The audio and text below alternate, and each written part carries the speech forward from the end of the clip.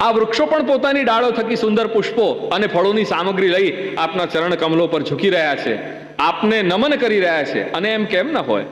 તેઓ આ જ સૌભાગ્ય માટે તથા આપના દર્શન શ્રવણ કરનાર ભક્તોના અજ્ઞાન નાશ માટે જ તો વૃંદાવન ધામમાં વૃક્ષ યોની ગ્રહણ કરી છે. તેઓનું જન્મ ધન્ય છે.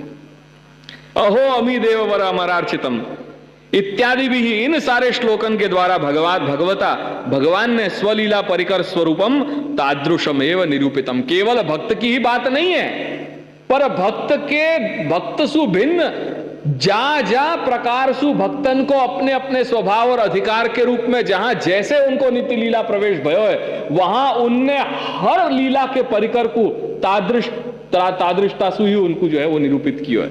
यदि वो वृक्ष है तो भी वो तादृश है, यदि वो नदी है तो भी वो तादृश है, यदि वो भक्त है तो भी तादृश है, यदि वो गोप बाल सखा है तो